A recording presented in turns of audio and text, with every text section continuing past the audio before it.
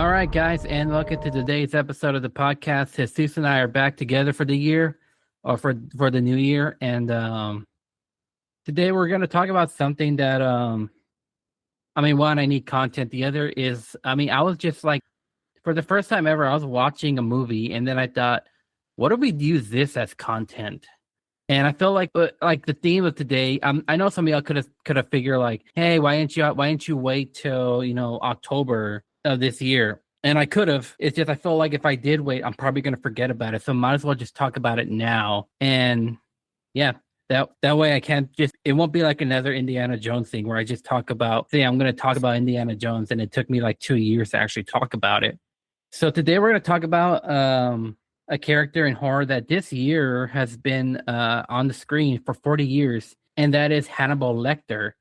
And I know some people are going to be like, wait, hold on. They're going to go back, they're going to look at Silence of the Lambs, and they're going to be like, Gilbert, you're off by 5 years. It's been 35 years. Yes, true. Like Hannibal Lecter is known or is famously played by Anthony Hopkins, who won his Oscar for the role.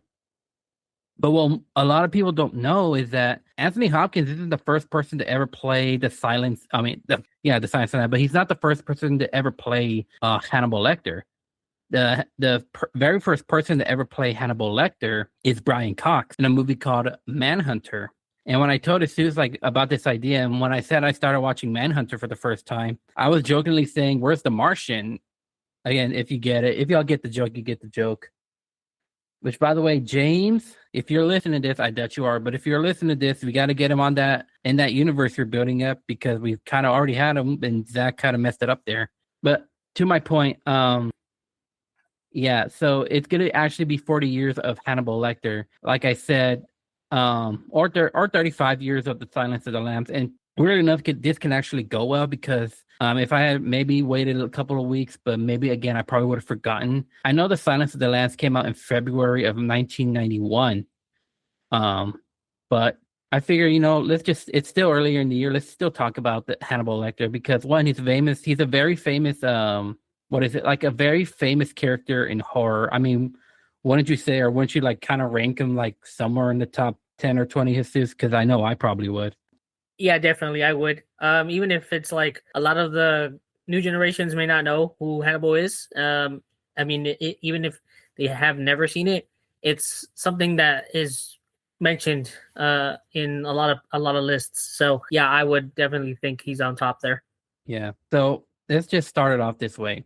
So first of all, in case most people don't know this, the Hannibal Lecter movies were based off books by Thomas Harris, who wrote all of the Hannibal Lecter books. I mean, as you would say.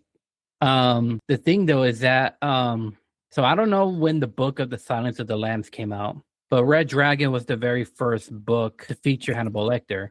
And that's what Manhunter is actually based off of Red Dragon. And eventually down the line, when they continue with Anthony Hopkins' version of the character, they do Red Dragon, but they create it as a prequel. Like, it's the first book ever, but then, they decided to go with The Silence of the Lambs. But The Silence of the Lambs is not a sequel to Manhunter. It's just a different storyline I forgot the director's name of The Silence of the Lambs. But to Hannibal's storyline, it's different from the Manhunter Hannibal. I know that's very confusing. I don't know why they chose to do it like that rather than remake. I think simply because my bad. But I think they chose to do that ultimately is because they're released under two separate companies. So I think Manhunter was released under the Dino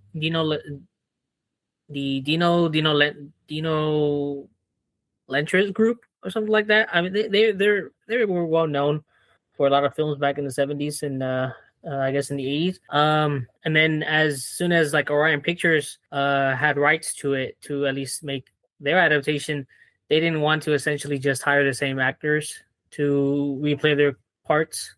Or at least in this case, they didn't want to hire Brian Cox. I think Brian Cox wasn't even available at the time. Maybe he was, because he's more of a Broadway, actor. So he's done some shows in previous years. But point is, I think at the time they just wanted to go in a different direction with a whole different cast. So they that's why it is what it is.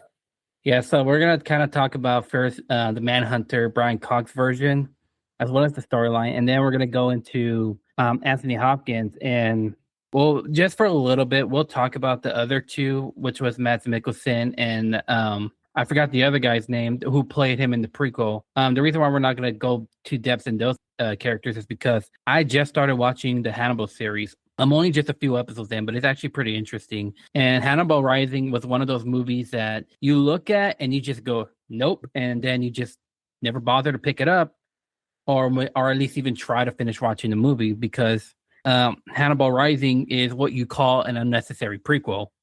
Um, because the good thing about Hannibal Lecter is same thing with a lot of villains per se, especially like horror villains, is that you don't need like to create the backstory of why they are. It's always interesting just to see them from where they started. So even if you would see him from Brian Cox's perspective, where you just saw it from Brian Cox, I'd rather just like for the first time see Hannibal Lecter like that. Even though obviously the first Hannibal Lecter movie I ever saw was The Silence of the Lambs. But also just for another thing, it's garnered a cultural impact. Specifically, yes, The Silence of the Lambs. Like especially like recently with Zootopia 2 with who was it? I forgot. It's the sheep. I think she's the sheep. The sheep's name I think is Melweather or something like that. And they kind Yeah. of they imitate Hannibal Lecter. And it's pretty funny too. Even I was gonna say iCarly, but it wasn't iCarly. It was Sam and Cat, which was the spinoff of iCarly, where what's his name again? Neville, like that kid that kept trying to mess with the Carly show, ended up making like a Hannibal Lecter is kind of storyline because he got infected with I think a porcupine disease. But yes, it's funny to see those references in like what's supposed to be kids shows, despite all the Dan Schneider thing that was happening then, or even kids movies. But I think it's funny how like one of these days, a father is watching that with their kid, and obviously it's gonna be a father because I don't know a lot of girls that watch The Silence of the Lambs unless they're like super horror fanatics. But majority, yeah, a dad's gonna watch The Silence of the Lambs or any Hannibal Lecter, and their kid's gonna be asking, "What is all this, Dad?" And then it's gonna be like that meme from Malcolm in the Middle, where like if anybody knows what I'm talking about, it's like Bryan Cranston just looks at Malcolm and then like the background just turns black. It's like, are you ready, son, for what you're about to witness? That would be me as a dad. Like I mentioned in the past, I became a surrogate father at these kids for these girls that I've worked with. I tried doing that, never succeeded, but then again, they were already about to be in their 20s. But to my point, we're gonna start off with talking about Manhunter. Now, there's not too much to talk about because I've just seen it like literally for the first time, and I watch a little bit of clips just to prepare myself. But if I remember, do you own it or have you just seen it a long time ago? Jesus. No, I own it. Oh, okay. I should have went to you first, real quick, but I wasn't thinking about it really. But were there any featurettes? I'm curious. So from what I understand, the version that I have was the Shout Factory release that's been out of print for like a long time. I got it, I think, in 2017, 16. No, sorry, it was around 2018 or 17 when I got a copy off of Best Buy. I mean, the amount of time that I looked at it, I think there's two versions. There's a theatrical cut, which is what you probably saw, Probably. and there's an extended version that I think was only released in TVs, but they were able to like remaster it or at least keep it in the best presentation that they could put it as, and put the scenes in there. So like, in terms of featurettes, there's probably maybe like a 25-minute one or even less, and it was with William Peterson, I believe, who plays Will Graham as like the main character in Manhunter. Yeah. So just to like Gary saying, this is all based off Red Dragon, and if you wonder like why is it called Manhunter and not Red Dragon, I think it's because the director did a movie called The Year of the Dragon, I believe is what it's called, and he felt like he just didn't want to like have those two movies confused, which even Brian Cox said that was the dumbest decision any director he's worked with ever made. It's just because like Red Dragon sounds a lot cooler than Manhunter. Another thing too, I think this was in the featurette, but again, anybody out there who's listening, feel free to quote me wrong on it. If you call me out if it's wrong. But I think I remember, just like how you said, like the producer did not want to name it Red Dragon because of like the Year of the Dragon. But I think there's another movie that had came out a couple years back with I think the similar like moniker in terms of the title, and it didn't do so well. So the producer was like, "Okay, we can't call it Red Dragon because anything with the word dragon doesn't sell." I'm trying to think if there is a good movie with the dragon title. I can't think of anything right now, but I don't know. But yeah, so Manhunter's based off of Red Dragon. Now just to make a disclaimer before we actually get started, I know I keep saying we're gonna get started, but I always want to put like a side note on everything because it's might as well just get it all out of the way first before you get into it. Hannibal Lecter, yes, is the more famous horror icon. Even though like I've openly admitted that I've never considered most of those movies that he's in like horror, more like a thriller, like suspenseful thriller or crime thriller. It just depends on what you put.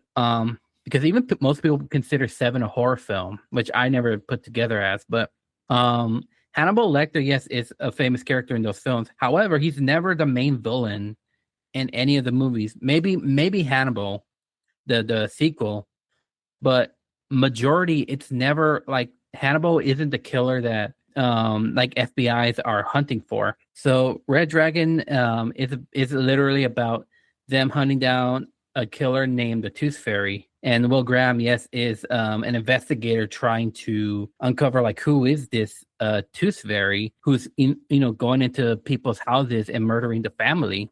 And what's an interesting thing about Will Graham, specifically, is that he puts his mind in the killer's mind. Basically, when he looks at a crime scene, he says like, "This is what the killer probably did and said," and then step forward and then murder this one person. Step to another place. You get what I mean? Like he's putting himself in that mindset. I would know that like again, I'm barely halfway through the first season of Hannibal, but it goes a lot more in depth in the show. But despite that, yes, the actor who played Will Graham is actually like out like the better of the three because obviously there's three people. There's him and then Edward Norton and then the actor from the show. And Will Graham is a survivor of Hannibal Lecter. It was during a case where he was nearly killed by Hannibal Lecter.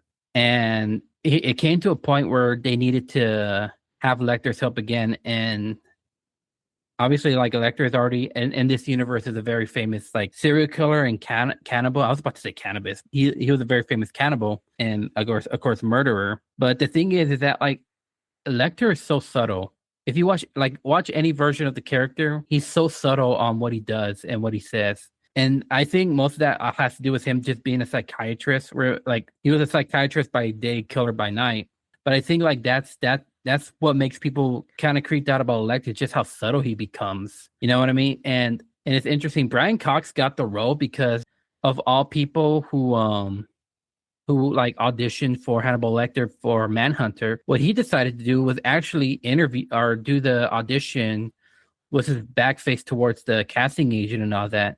Because when you go back to Manhunter, like if you've ever started with Manhunter before you ever get to the Silence of the Lambs, you don't see Hannibal Lecter's face because like this little lock area where it's a cage that's keeping him in kind of guards his face, and all you just hear is that's the same cologne that you wore back in the court or something along those lines. And it's interesting because like Will Graham has to do this, even though it just gives him terrible memories of like the last time I faced this person, I nearly died.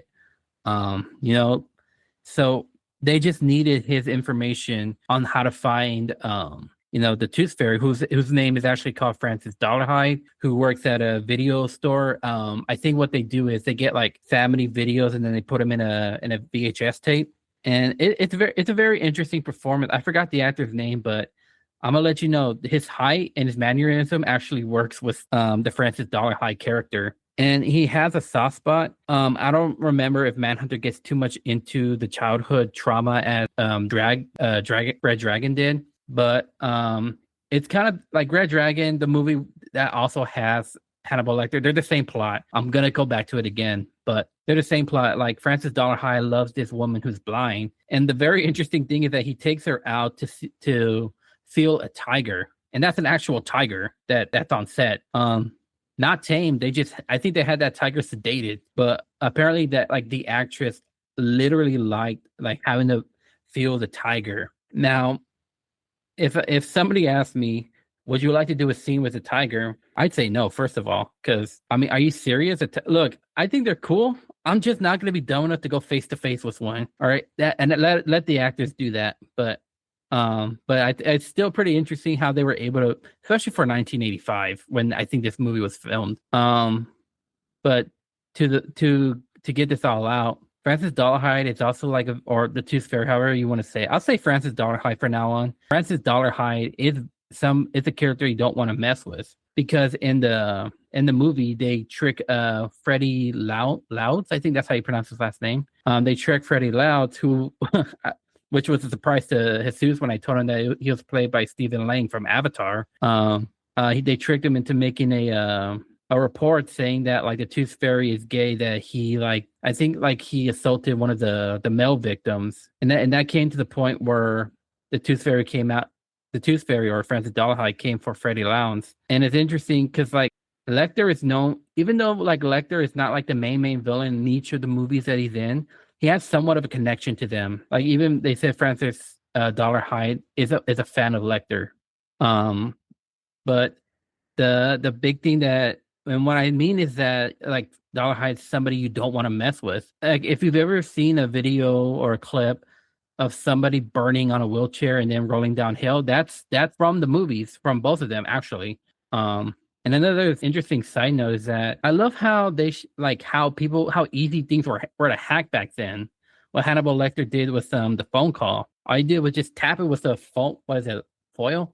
Yeah, he was given I think a piece of gum by Peterson, or sorry, by Graham, because after their initial meetup. So he uses the piece of foil aluminum to kind of hijack the wire and keep it on silent. Yeah, but I don't know.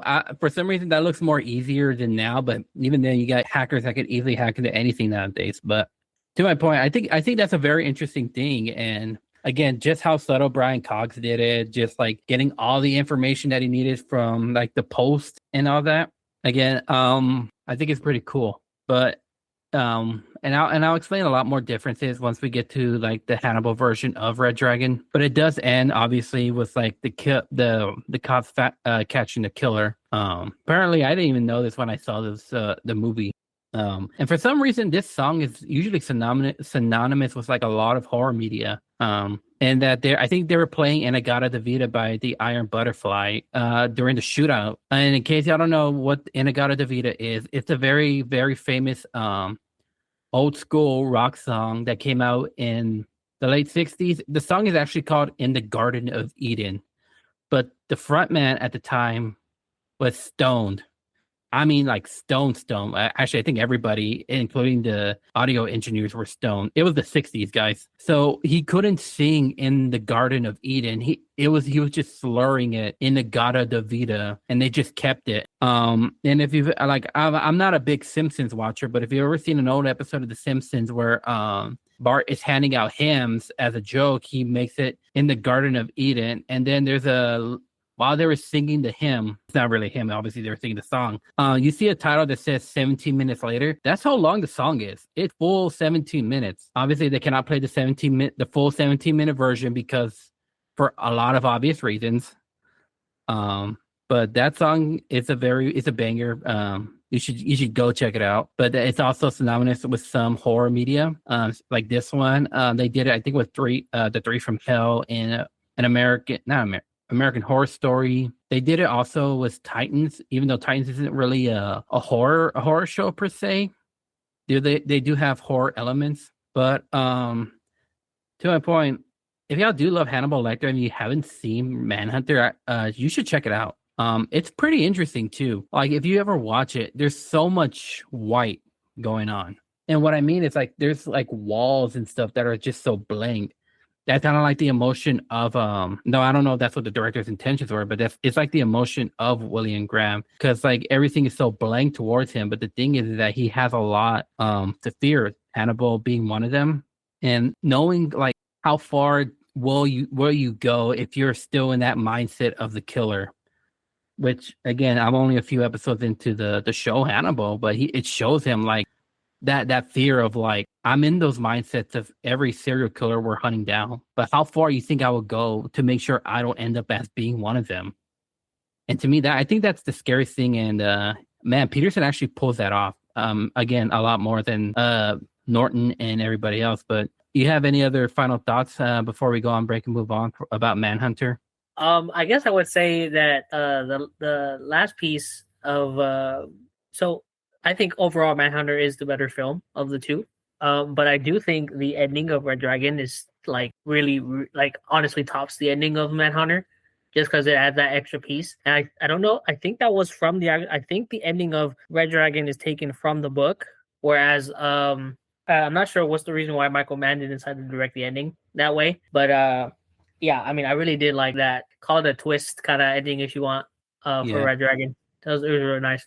Yeah, we'll definitely get into Red Dragon when we go on break, because I just want people to get familiar with like Hannibal Lecter, like besides the Anthony Hopkins version. Don't get me wrong, Anthony Hopkins is the more synonymous one. He's up there, like his version of the character is up there, because when people think like horror Hannibal Lecter, obviously they think of that version, which nothing wrong with Anthony Hopkins, because for a while by default my favorite Hannibal Lecter was Anthony Hopkins, because he was the only one I saw. I didn't see the show, I didn't see Manhunter until recently. For now it's still Anthony Hopkins, but I've seen people actually turn to Mads Mikkelsen, and I'll explain in a couple of minutes, well, more than just a couple of minutes, but I'll explain why. Well, for one obvious reason, it's Mads Mikkelsen. The dude's a Shakespearean actor, in my opinion. Like if you've ever seen him in any like villainous roles, he is such a tremendous actor. And again, they all bring that subtleness towards the character, which to me would be very frightening. Like people would be like, it's.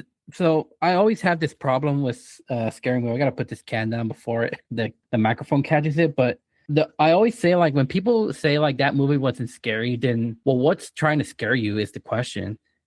Like again, Silence of the Lamb doesn't scare me, but if you think about like, what if you were face to face with somebody like a Lecter, who's like very subtle, who kind of gives you that that not so great smile at you. You get what I mean? Like sometimes you gotta put yourself as if you were a character in that movie. But yeah. And for the record, Manhunter isn't really like a horror film either. It's more like a thriller or murder mystery. But anyway, we're gonna take a little break right now. And then we'll be back. We'll definitely talk about Anthony Hopkins in a bit. So all right, let's break.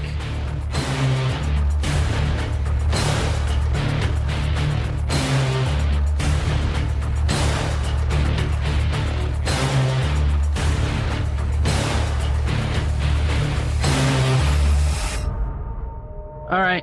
And we are back, and now we can actually talk about. Now, this one's going to be a lot more talking about because it's the more famous Hannibal Lecter, and that's the Anthony Hopkins version. So yeah, so I mean, like I said, I don't personally call The Silence of the Lambs a horror film. Again, more like suspenseful thriller. But I got nothing wrong if people call it horror. It's like it just depends on what you consider horror. But if we were to call it, if I personally would call it horror, it is the only horror film to win the Best Picture award, and still the only one. Fingers crossed if Sinners can do that, but not holding my breath on it too much. And it's the last film to win the Big Five awards, which is Best Director, Picture, Actor, Actress, and Screenwriting. So Anthony Hopkins is the more famous Hannibal Lecter. We all know that one. He's played the character 3 times, and obviously 3 different films. And then there is a prequel film, like I said, that nobody watched. But so this, I'm not gonna go to the plots. This one's a bit more because I think you should actually watch these movies like for yourself. But it's not like we said, this one's not a sequel to Manhunter. As you said, they were made by different studios. So what the basis of each film is that with this film, Clarice Starling, who's a junior FBI, is searching the case of a bunch of missing women, or even women that are found dead. And the killer is famously known as Buffalo Bill. His real name is James Gumb. I know it's James Gumb because they never put the S at the end of the name. So it's James Gumb. Ted Levine is the famous character or the famous actor to play him. As you know, one of the big inspirations of two of them really of the character of Buffalo Bill was one Ted Bundy, and then the other Ed Gein. I read somewhere that because in the past with that character, the trans community has seen it as a bit controversial. You understand why too, because there's that famous scene with him dancing naked with what at first I thought was a wig, but then when I look closely, it's like, oh, that's a scalp.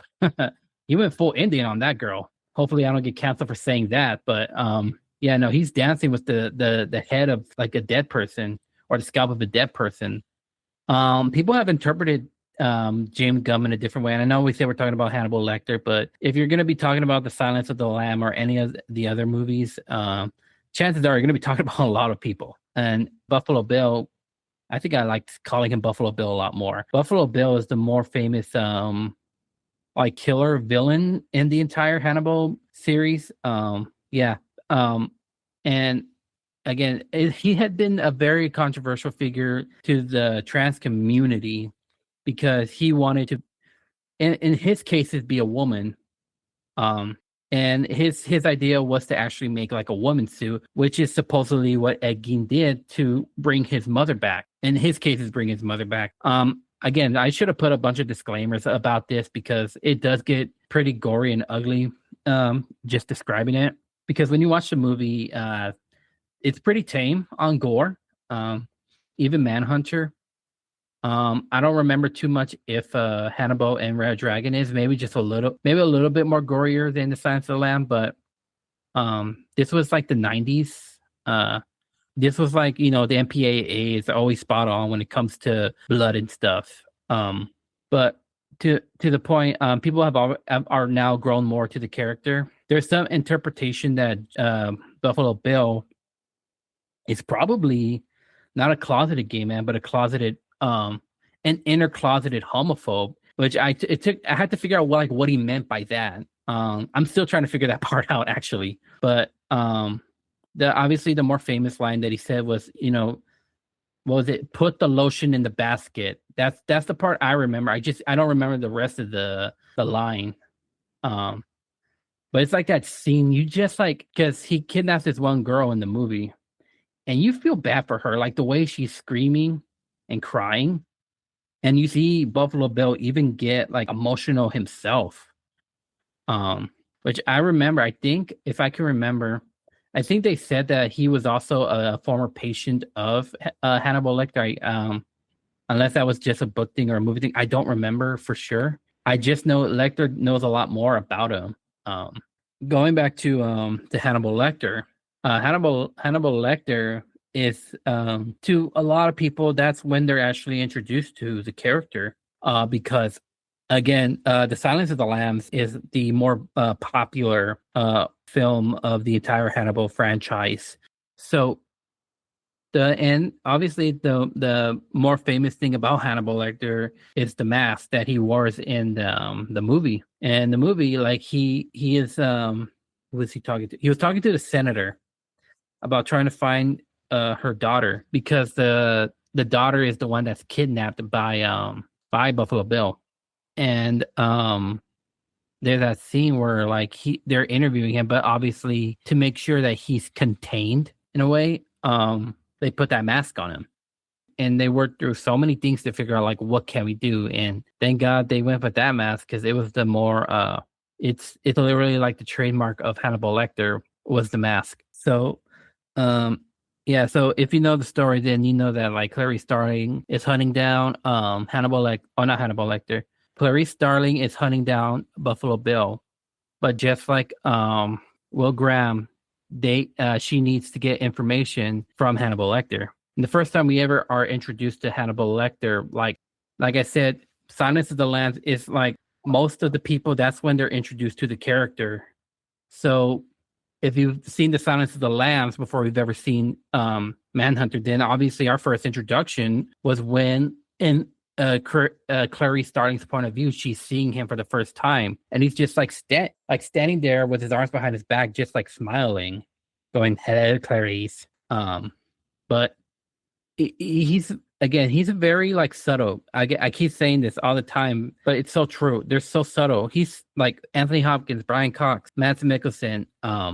They're just subtle with the character, and maybe that's something that is described in the book. I've never read any of the books, so but he's just basically like the subtleness is what intimidates everybody who ever encounters him. But through time, they pretty much like they keep using Hannibal as a way to get to the bottom of Buffalo Bill.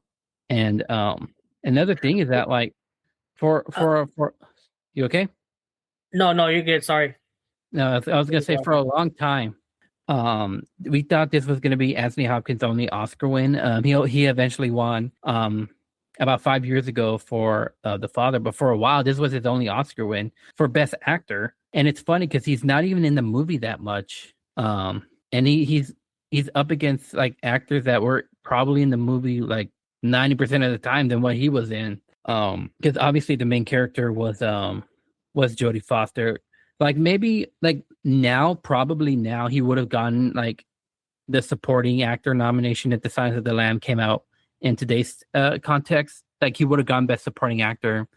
How I said Tom Hanks would have gone Best Supporting Actor now if Amadeus was released in this time. But majority we do follow Clarice Starling. And if you ever wonder what The Silence of The Silence of the Lamb, it's basically like an old story of Clarice Starling. How when her father died, she I think she lived with her aunt, like her aunt and uncle, and she was talking about a time when like I think her uncle was slaughtering a bunch of lambs, and you don't see it, but you can imagine like what everything she's saying, and she's talking about how like she could hear the cries of the lambs, and eventually she decided to just to try to free one, but she just couldn't, just because she was so apparently like I think she was so little, and I think the lamb just weighed a lot more. And she said like she would always hear the screams of the lamb. And that's a very, I know that sounds very brutal, but that moment, to me, that moment where Jodie Foster talks about that's how I knew she deserved that Oscar win pretty much. And she was only 27, and that was her second Oscar like win ever. She won for another film called The Accused. I don't know too much about that one, but anyway, one of the other famous things about that was Hannibal Lecter's escape. And oh my gosh, man. I would say like when you just see Lecter gnawing that one dude's face, and yeah, that's when people realize that Hannibal Lecter is a legit a madman. But yeah, I think I saw this film when I was like in middle school, and this is back then when like YouTube can get away with putting, or people on YouTube can get away with putting movies on YouTube. But yeah, I mean, what was your first impression the very first time you ever saw The Silence of the Lambs? So I will say this: the poster, like the infamous poster of like Claire Starling's face, but her mouth covered with the moth. It used to freak me out so much that I just never wanted to actually see the film or ever hear anything about it. And then, when we had our talks about these villains and stuff like Freddy and stuff, and you bring up Hannibal Lecter, I would go, oh yeah, I've heard about that. It's from that movie. So I figured, I think I finally saw it in, what is it, the high school, probably 10th or 11th grade. And I think it was on a VHS tape that my dad had owned. And again, it's one of those things like he owned it for years, and I just never wanted to touch it. I was like, you know what? How bad could it be? Man, I wasn't expecting that that part when he was escaping. That was crazy. Yeah. But the movie itself was actually like frightening in the way that it's a thriller. I mean, that's why people can claim it as a horror film. And I mean, yeah, I understand that. It's especially like towards the end when she's when she's finally, like when she finally reaches his house, and you can see everything's all pitch black, and you can just see him like stalking her as she's just trying to find a light switch or trying to find anything that resembles something that she's familiar with. It's pitch black, so it kind of kind of really like heart pounding. And I remember that's how I first felt the first time because I was like, wow, like I didn't know if she was gonna make it or not. And of course, when that finally happened, and she could see the eyes, I was like, oh yeah, there you go. So it was such a great film overall. The first finally watching it, but for years I just sat there going, yeah, I don't know if I want to watch this film because of this poster. So just that alone was like thought provoking. Yeah, yeah. So it's another thing is that like, I mean, it's up there with a lot of people's favorite Best Picture winners. It's definitely up there with mine. I think it's like number 5 for me. And then same thing with Anthony Hopkins for the Best Actor win of all time. It's number 5 for me. Unfortunately, and it's funny because like Jodie Foster isn't even like on the top 5, maybe top 10. I think there's just some performances I like a lot more. Um, but yeah, it's a really great film if you've never seen it. I think you should watch it just for the way it's directed. Who was the director, by the way? I need to look that up. Jonathan Demme. Jonathan Demme. Yeah. Okay, just the way he directed it. Like if you know how to make a tense situation more tense and to the point where you don't know when to breathe, you're actually a really great director. Just ask the Safdie brothers or Paul Thomas Anderson or anyone else that can make a tense situation even more tense. But yeah, it's a really great film. Everybody in the film community, every horror fan, um, every film student like I used to be, we all love this movie because it's very synonymous. It's a very famous film. You get a lot of references. I think this movie and The Shining are like the most referenced film of all time. Hint, hint, go back to Zootopia too. But yeah, no, it's a really great film. What I do know is that I don't think Thomas Harris intended on writing a third book about Hannibal Lecter. I think he wanted to leave the book open to interpretation with The Silence of the Lambs when Hannibal says, I got an old friend coming for dinner. Hint, it's probably that doctor from the psychiatric hospital, yes, which at this point we all know he probably killed an ape. But they wanted to see more. So Thomas Harris wrote Hannibal. The thing is that like a lot of the Jonathan Demme, who else? Jodie Foster, all the crew, all the people that were part of The Silence of the Lambs, except for Anthony Hopkins, left. They didn't like how the characters were written in the movie. I mean, or in the book, and then especially how they did it in the movie. Ridley Scott would eventually take over. Yeah, by the way, the Ridley Scott, Gladiator and Aliens, Ridley Scott. He eventually took over directing roles for Hannibal. I think Hannibal's a fine movie. I mean, it's definitely like in my opinion one of the lesser well-known ones. The picture does freak me out a bit. It's like half of Hannibal's face with red eyes. But yeah, I mean it's an all right movie. Definitely something I do kind of forget about. Unless you have another thought about the Hannibal, the sequel to the sequel movie. I mean, if you're gonna, I guess my recommendation is, if you're gonna watch Hannibal right after watching Silence of the Lambs, don't, because it really like the whiplash of seeing the characters that you're supposed to that you saw from the previous film. They're different. I mean, they don't feel the same. So even if it's Claire Sterling being played by Julianne Moore, I mean, she's a great actress. But overall, she plays a really different Claire. Doesn't feel the same as Jodie Foster's interpretation. And again, I mean, Ridley Scott for what he had and the people that he casted, it's a pretty good film. But I don't recommend watching the sequel just after you watch Silence. I'd say give it a couple of actual watches if you're gonna watch Hannibal before it sticks in and you'll sit there and go, it's pretty good. Because upon first watching, you'll probably sit there and go, what was that? Like, Yeah, like it didn't have to be made. But after you watch it again and again and again, upon those various rewatches, then you can start thinking, oh, you know what? This is pretty good. Yeah. So I think this is also the first film I was ever introduced to Ray Liotta, and Ray Liotta at this time was already, first of all, R.I.P. I know I'm like what is it, like about to be 4 years too late? Still, R.I.P. I Man. mean, yeah, What? RIP to that man. RIP to who else? Jonathan Demme passed away also a couple years back. Yeah, yeah. But yeah, this was the first film I was ever introduced to Ray Liotta. He was already famous at this point, obviously from Goodfellas.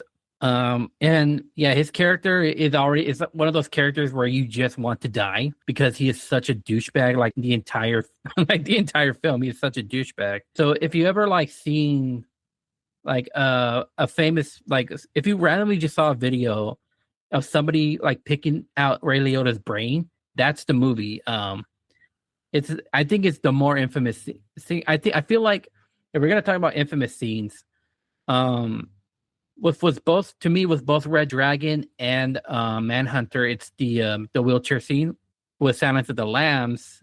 It's probably either to put the lotion in the basket or the breaking out scene. With Hannibal, it's the scene where it's the dinner scene. So if you ever want to know what it is, I'll probably tell y'all about it too.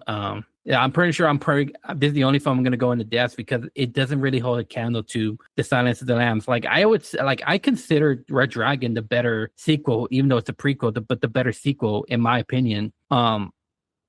So it's pretty much like at this point nobody knows where Lecter is, but he's actually hiding out in Italy. And Clarice Starling is under some heat. So what she has to do is continue finding Lecter. And then there's this, I think he's a PI, this Italian PI, who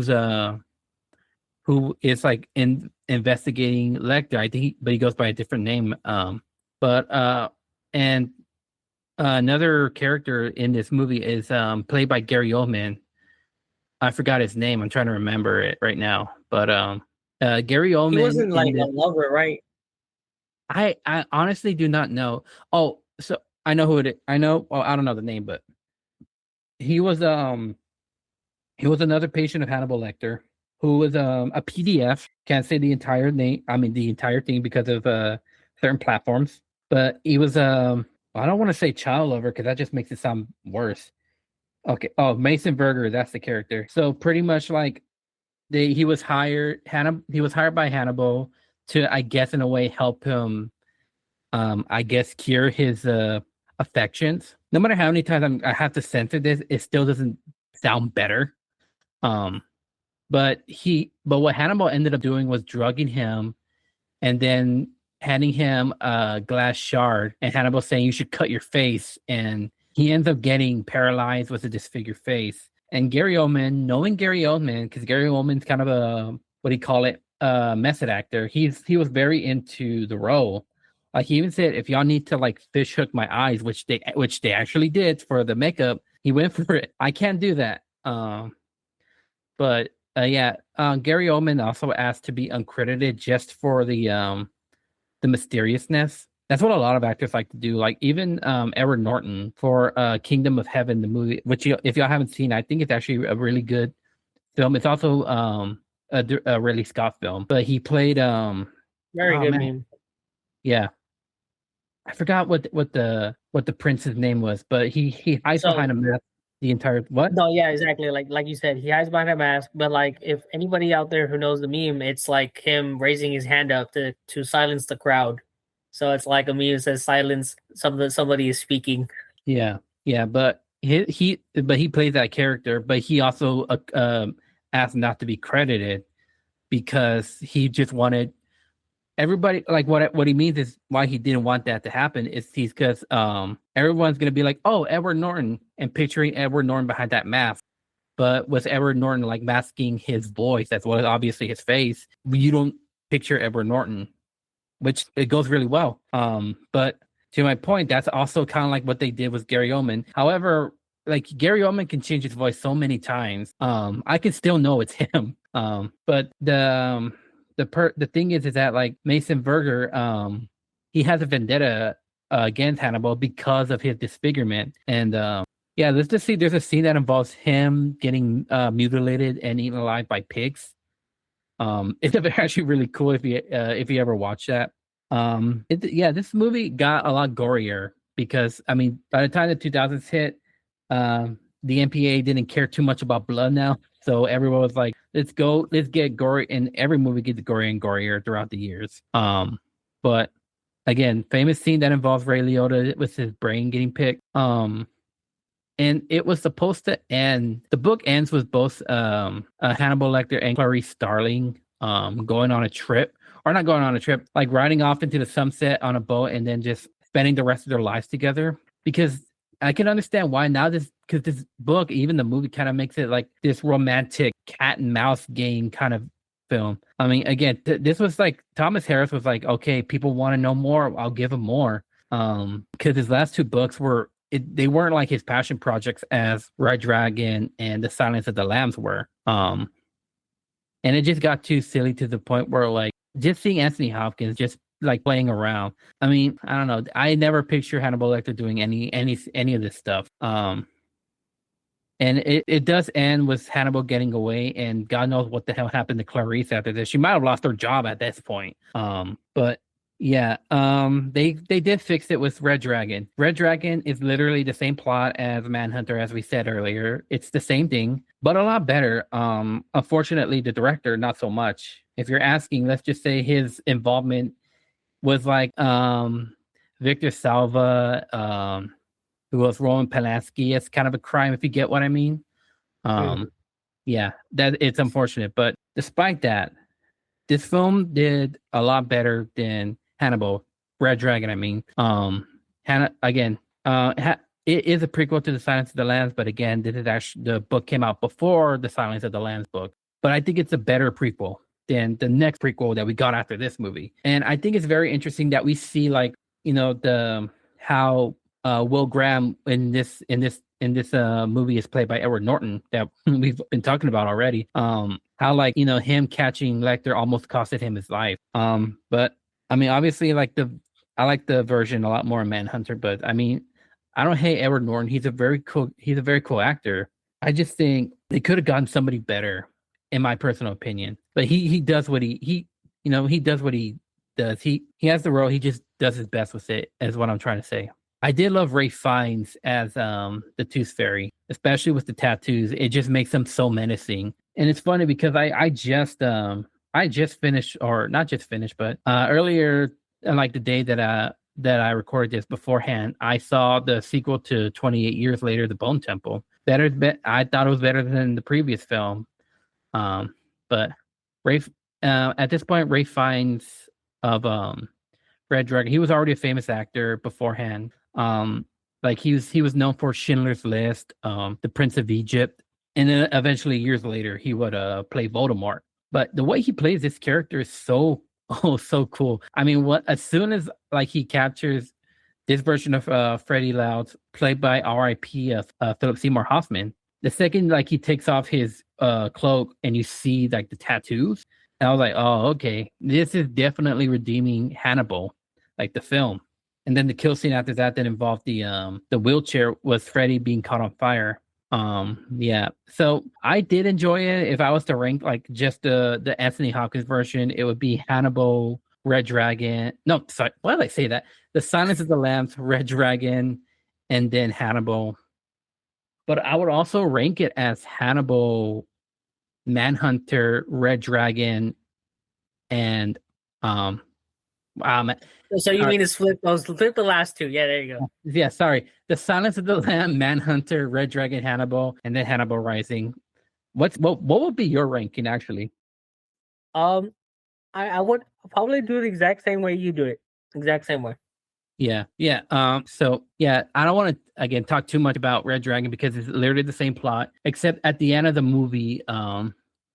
So it ends with a shootout at Francis Dollarhide's house where they rescued the blind woman because he kidnaps the blind woman, because I think he thought that she ratted him out to the FBI. And Manhunter, it ends with the shootout and the house getting caught on fire and she gets saved. Well, the house doesn't get caught on fire. It doesn't. Okay, so So like I guess if you remember, Francis Dollarhide dies in the shootout in Manhunter. Yes, yeah. And then in Red Dragon, the house does burn down. Yeah. All right. So yeah, the house does burn down, there was a shooting that she thought was Francis Dollarhide, but I think it turns out it was another coworker of them that he murdered. So Francis Dollarhide was going to do what he normally does. So it's a cycle that we never mentioned this in Manhunter. There's a cycle that he does, and then give me a second. Anyway, sorry. There was a cycle that he does where he kills a family, I think every full moon, and he was going to do this with Williams's family, with him, his wife, and his son. But they went to a lot more in depth with his backstory, which I don't think they ever did with Manhunter, which was Dollarhide grew up with an abusive grandmother.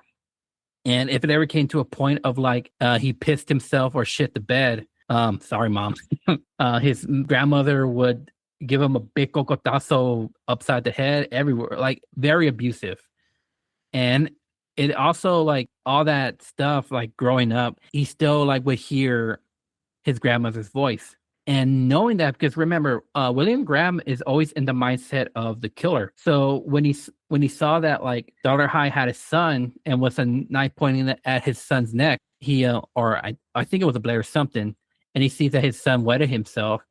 He decided to do the tactic to use his grandmother to act like how his grandmother did, where he would and this is the real time that I give Edward Norton his flowers for playing the character, was through that. But if you ever actually look at it, it fits well with Norton's version than with Peterson's version.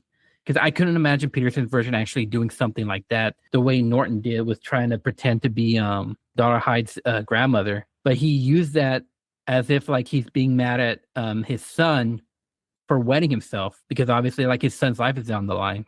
So he's like, I can't believe you just pissed yourself. Do you want me to cut that thing off? Stuff like that. Is just to anger Dollarhide to the point of Dollarhide coming at him. And it eventually ends with like Will nearly getting killed again, but this time his wife was able to put Dollarhide down.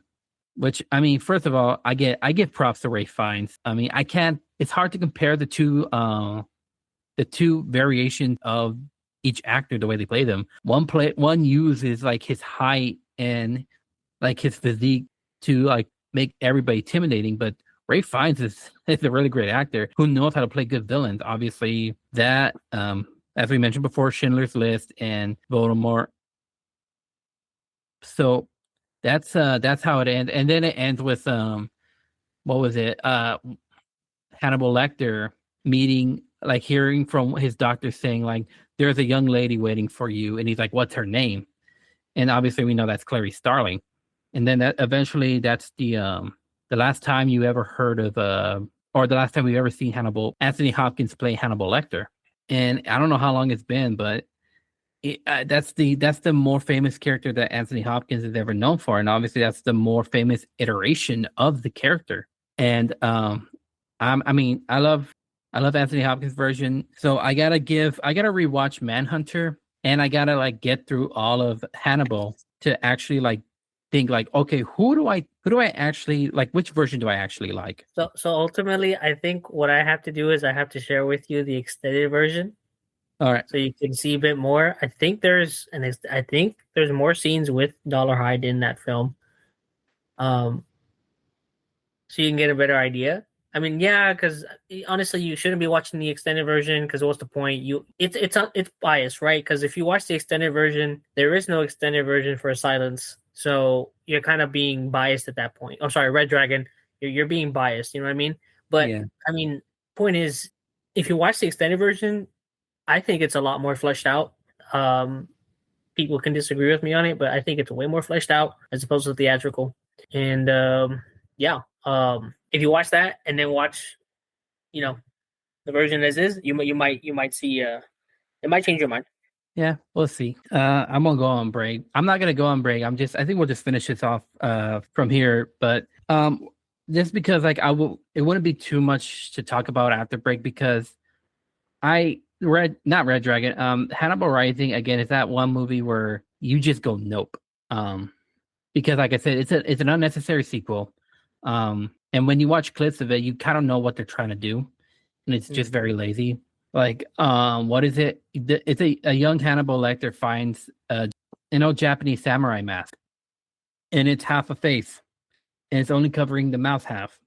So What do you think they're trying to do there? You get what I mean? And so what the basis is basically like he's going after and I can only say this once, he's going after Nazis that killed his sister.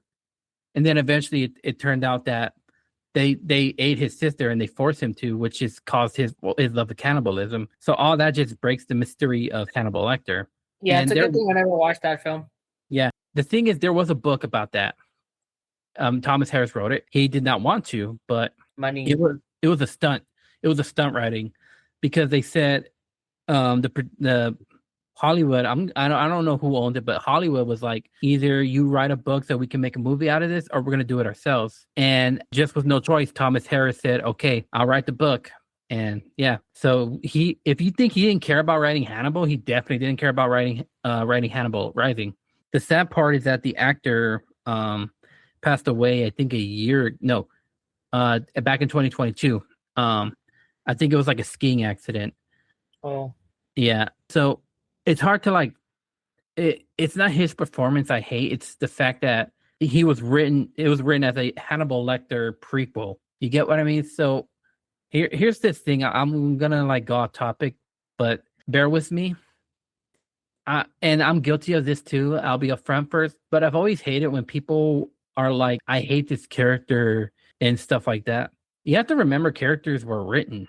And I always feel bad for when an actor has been confronted by people of like, dude, I hated you in this movie and stuff. Like, you get, it's like if you were to answer this, and I can do it plainly simple, the sequel trilogy. I mean, I like Daisy Ridley. I like the cast that they hired to play these characters. In fact, everybody. I like every person that they hired. It's just their characters were not written well.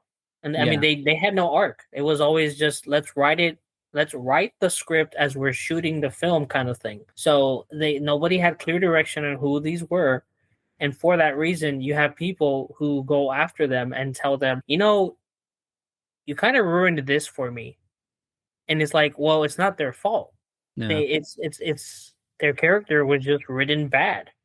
Yeah, I know. People don't know that they're the right. This is also another thing going back to the whole Netflix Warner Brothers deal. My other issue is, and again, I've been guilty of this too, so sue me. Bootlegging.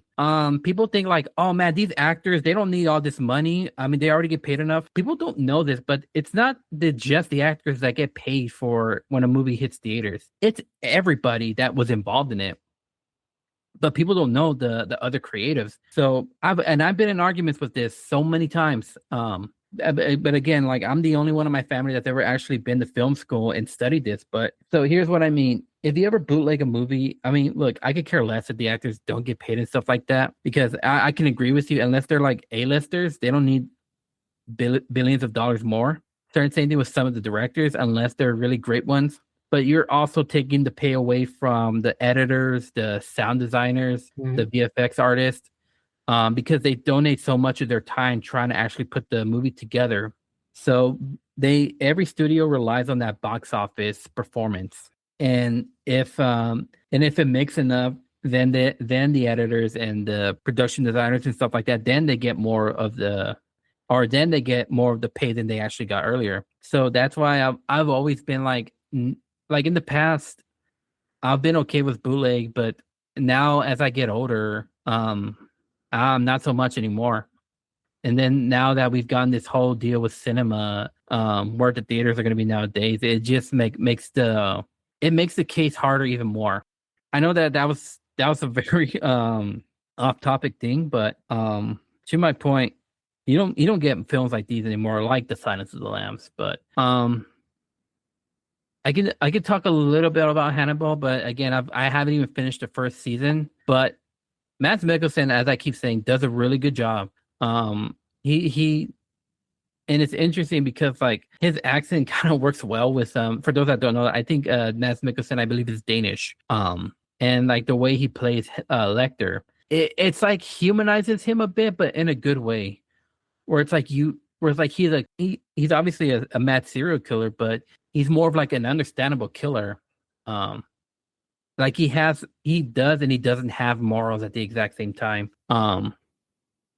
if I ever finish the show, I know I am, but whenever I finish the show, I'll give you my thought, and then I can eventually say like who could be my favorite Lecter. A lot of recent horror fans said Mads Mikkelsen, and I respect that. And that's the good thing is that like, you can say like Brian Cox, Anthony Hopkins, or Mads Mikkelsen. But so far the show's pretty interesting.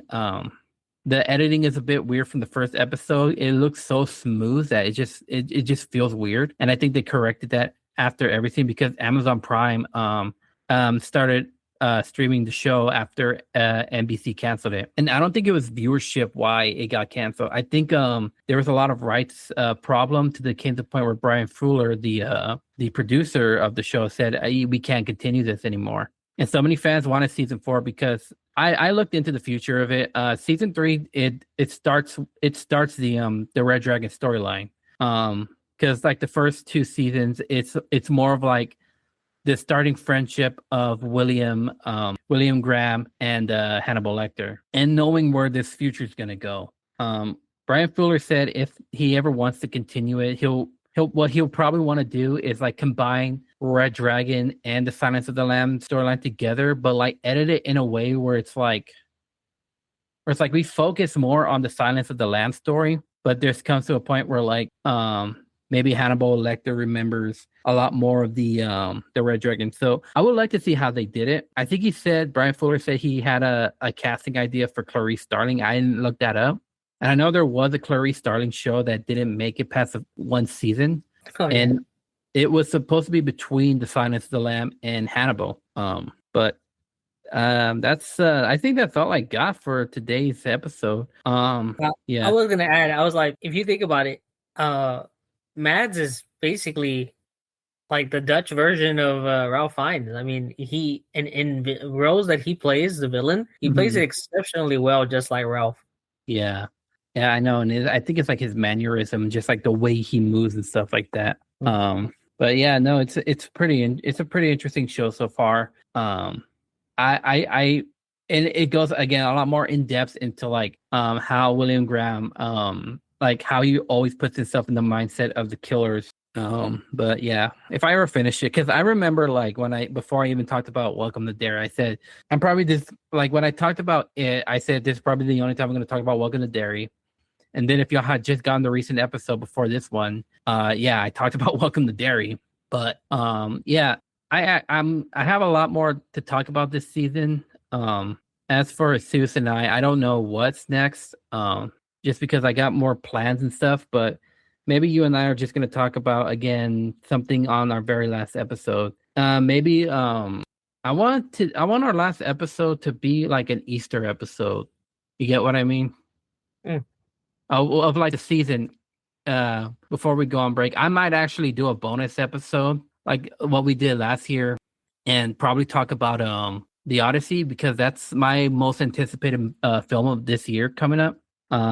It's Christopher Nolan. Of course, it's going to be a spectacle. What we're all curious is how is the Cyclops going to look?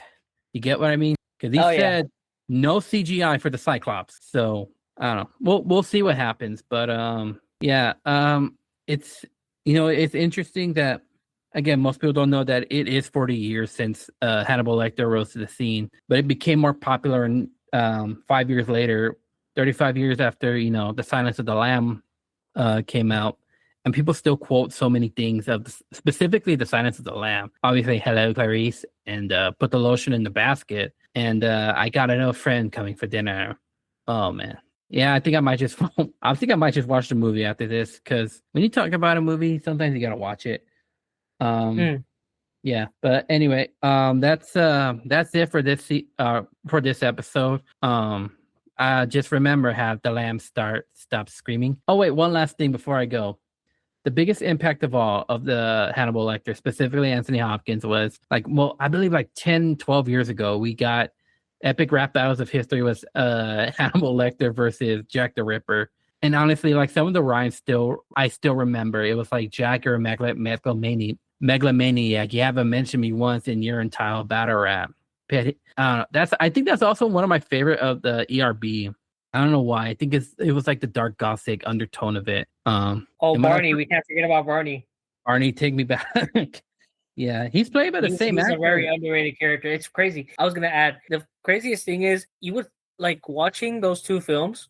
I don't know what it is, but Hannibal, you can tell like Hannibal just may have disdain for certain characters, like his doctor, for instance. Yeah, But he has no. You don't. I don't see him like wanting to kill or even eat Barney. I think he like. I think. I guess Barney. He respects him to a point where he just. I don't know what it is. Like I mean, I don't know if you see it, but when I've seen those two films, I'll sit there and I'll go, he really appreciates him and respects him. Like I don't think he ever like if he actually like broke out, and I mean he did, right? But I mean if any of that time when he was free, I don't ever think he actually like would want to hunt him down.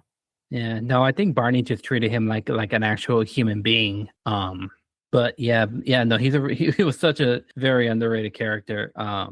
Yeah, I think that's our Hannibal Lecter episode. I would like to continue talking about like famous characters and stuff like that. I want to start doing segments called like I guess an oldie but a goodie because when I was talking about James Remar and the Warriors, I was like, one of these days I think I'm going to talk about that movie.